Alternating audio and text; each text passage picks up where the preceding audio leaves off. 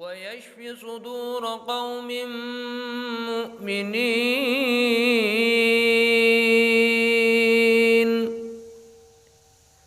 فيه شفاء للناس.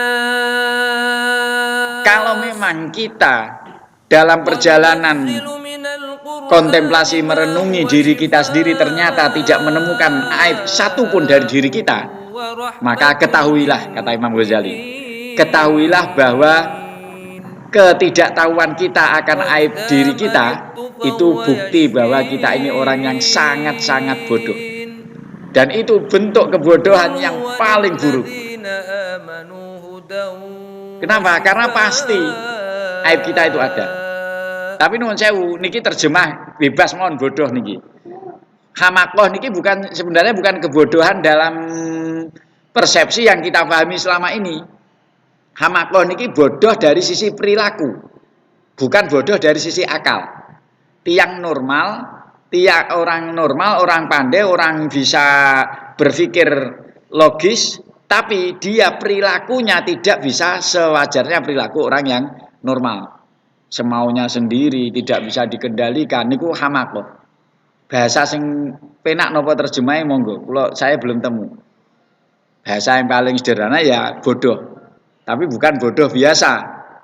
Bodoh yang bodoh dari sisi perilakunya saja, bukan bodoh dari sisi intelektualitasnya, tapi bodoh dari sisi karakternya. Hamakoh ini. Wala aibalan ora no aib. Lan ora ana aib iku maujud, ora ana aib babar pisan azoma kang luweh agung minal hamaqi tinimbang saking kumprung. Dan tidak ada nilai keburukan bagi seorang dibandingkan orang yang layak disebut orang yang kumprung ini, daripada orang yang bodoh dari sisi akhlak karakter, bukan bodoh dari sisi intelektualitas. Niki ingkang perlu difahami terus.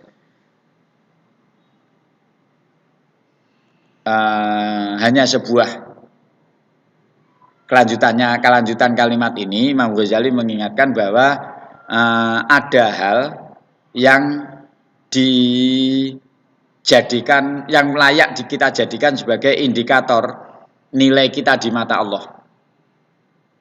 Sebenarnya perilaku kita dalam keseharian itu sudah merupakan indikasi kita seperti apa di mata Allah. Sederhana niki kula terangne riyen sakderenge kula waos. Kalau kita sholat dalam sholat kita ini hanya sekedar menggugurkan kewajiban saja, artose manjing sholat nggih mboten tentang sholat. Sholat kita hanya pokoknya sekedar mengerjakan sholat itu saja, tidak ada nilai penghambaan diri kita di hadapan Allah sama sekali, maka cara pandang Allah kepada kita pun tidak jauh seperti itu. Saya kedua begini, artinya indikator posisi derajat kita itu sudah bisa kita lihat dari hati kita dan perilaku kita. Semakin banyak keburukan yang kita lakukan, maka ukuran kita di mata Allah juga jarak antara kita dengan Allah semakin jauh. Semakin banyak hati kita menyebut kepada Allah, maka kedekatan kita kepada Allah juga semakin dekat. Karena inilah Rasulullah mengingatkan, kalau ada seseorang mendekat kepada Allah dengan cara berjalan, Allah mendekat kepadanya dengan cara berlari. Ini gambaran dari Rasulullah. Nah, termasuk di sini diberikan indikator kalimat Ghazali, walau aroda lan lamun ngarepne sapa Allah Gusti Allah bika ing sira khairon ing kebagusan labas soroka mongko yekti ningalne sapa Allah ing sira.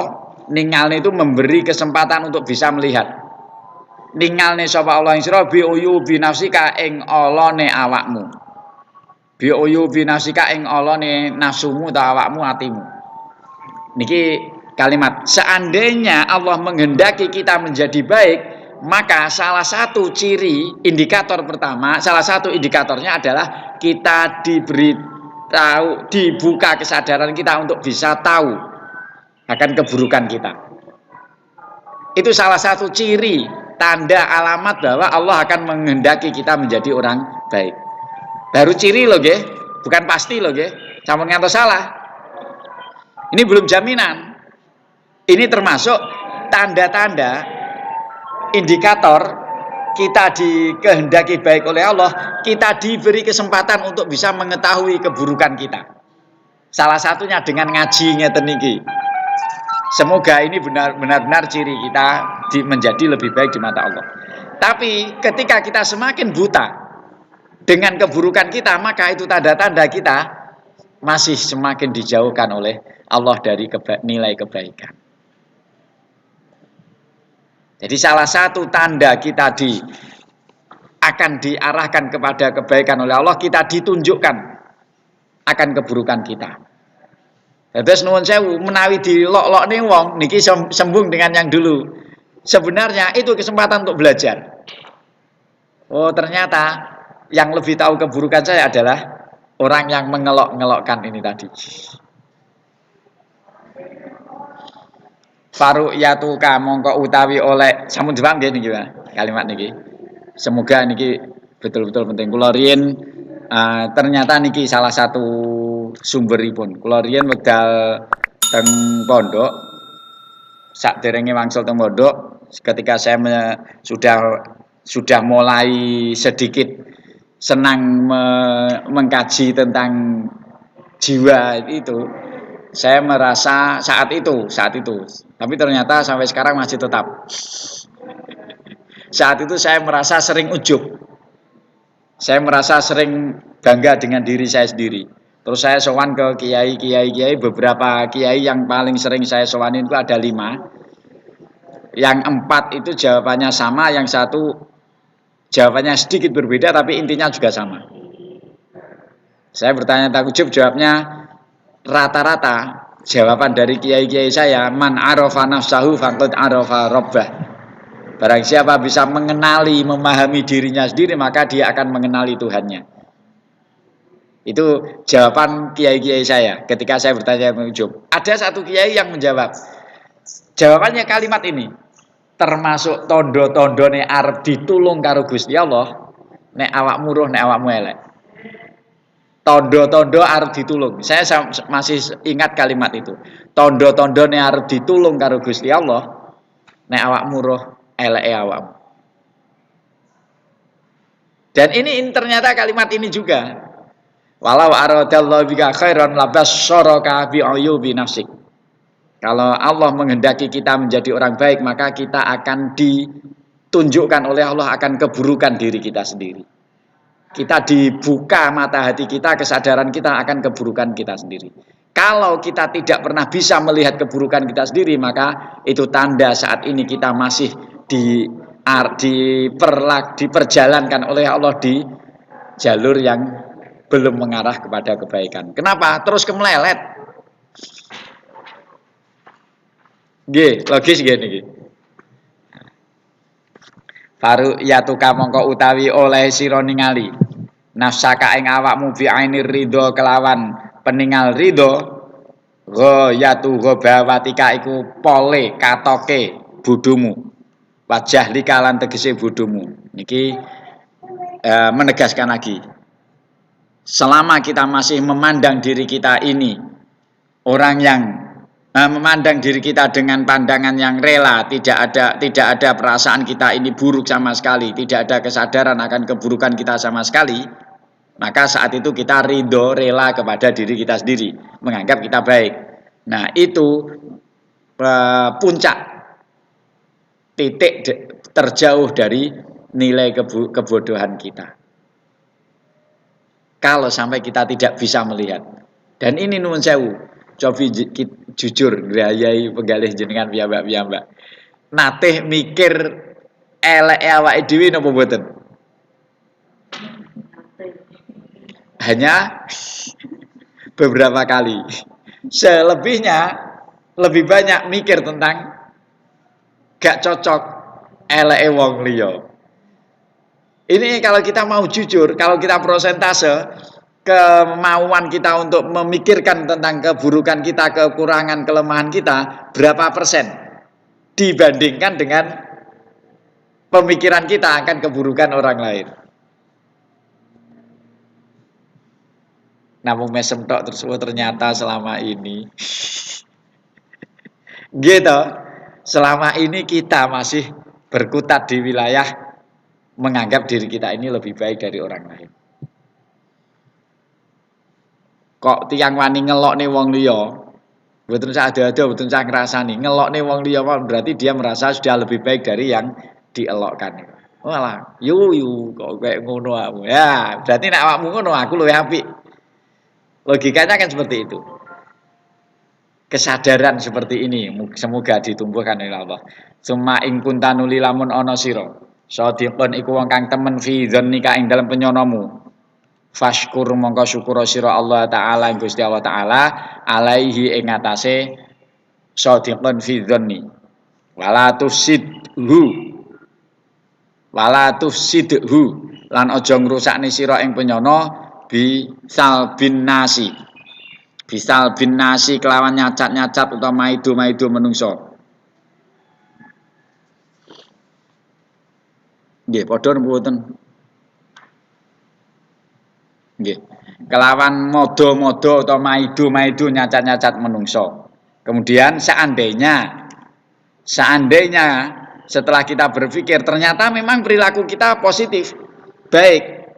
Dan apa yang kita pikir tentang kebaikan kita ya memang seperti itu. Misalnya, maka gunakan realita yang ternyata cocok dengan angan-angan kita itu sebagai pijakan untuk bersyukur kepada Allah. Niki ingkang sering kula aturaken, kita harus berani mencari celah jujur dengan diri kita tentang keburukan dan kelebihan diri kita. Kalau memang yang kita dapatkan ini, yang kita dapati dalam pemikiran kita, dalam benak kita bahwa diri kita ini ada sisi-sisi positifnya, syukuri. Nah, ini yang harus kita pertahankan. Jadi tidak ada salahnya, tidak ada buruknya kita membuka jujur dengan kelebihan diri kita sendiri. Misalnya, kebetulan lebih cantik, kebetulan lebih bersih kulitnya. Kriteria disebut syukur salah satunya di antara pola kita bersyukur kepada Allah, memang kita betul-betul ada kesadaran, kita sadarkan hati kita bahwa ini dari Allah. Itu salah satu bentuk syukur. Lebih sederhana lagi bahasanya kita sambungkan kepada Allah, ngeten tok mawon. Oh iki Gusti Allah sing gawe ngene iki. Maka itu syukur. Kesini? Nah, ini dari Allah. Tapi kalau sudah keluar dari Allah, ini karena saya, ya ini sudah mulai lepas dari bentuk syukur.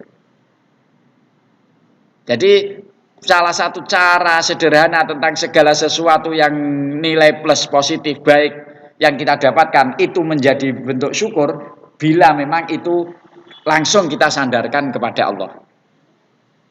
Salah satu bentuk syukur. Termasuk bentuk syukur kita dengan makan bismillah. Maka ini sudah syukur. Pokoknya segala sesuatu yang kita lakukan ini kok kita sandarkan, kita sambungkan kepada Allah, maka ini salah satu pola kita sudah mensyukuri.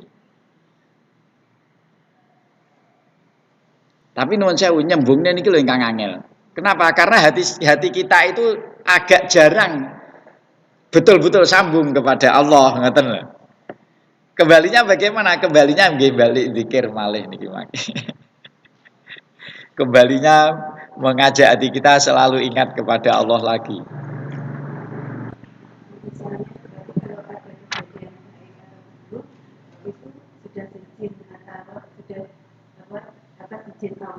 Nggih, atas izin Allah. Kalau kita dapat kebaikan, kelebihan ini dari Allah. Nah, kalau ini tidak baik, ini disambungkan kepada Allah, niku pembahasannya loh, nggih. Konsepnya di luar wilayah syukur ini tadi. Kalau syukur ini kan urusan dengan nikmat, kelebihan. Semua nikmat, semua kelebihan, semua hal yang kita dapat ketika kita sambungkan kepada Allah itu sudah masuk dalam bab syukur.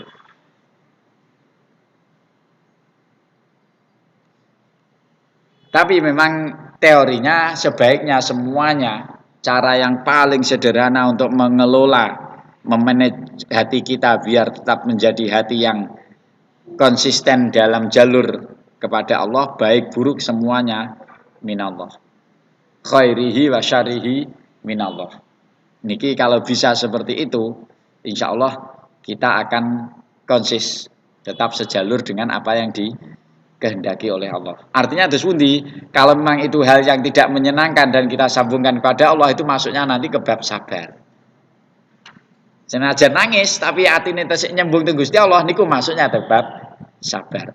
Syukur dan sabar itu kaki kanan dan kaki kiri dalam keimanan kita. Artinya dua hal ini harus melangkah seiring. Syukur saja tidak mungkin tanpa sabar. Sabar saja tidak mungkin tanpa syukur. Tidak bisa orang bersabar kalau tidak ada rasa syukur. Tidak mungkin dia bisa bersyukur tanpa pernah bersabar. Niki dua hal ini tidak bisa terpisah. Sabar dan syukur. Terus kok bahasanya aneh gitu loh. Oh. Setelah kita merasa ternyata apa yang kita telaah, kita koreksi dari diri kita itu memang baik, maka kembalikan kepada Allah. Setelah kita kembalikan, jangan lagi kita rusak. Jangan lagi kita rusak kebaikan itu dengan merusak harga diri, kehormatan, ngerasani orang lain. Dan jangan merusak dengan pola wat tamatmudi lan nyuwara. Makna asli tamatmud niku swara kados suarane kemu nika. Napa? Menawi kalau orang berkumur disuarakan itu suarane napa istilahnya? Napa? Kupluk-kupluke kemu niku lho. Nah, niku suarane kemu. Seakan-akan Imam Ghazali menyuarakan kalau kita membicarakan keburukan orang lain, suarane kayak suarane eleke suarane kemu niku. Suara dengan dia siap dirajam, berarti dia sudah menyesali. Dan ini lebih dari sekedar penyesalan. Kenapa? Dia rela mati. Dengan cara mati yang jauh lebih menyakitkan daripada kematian biasa. Kenapa?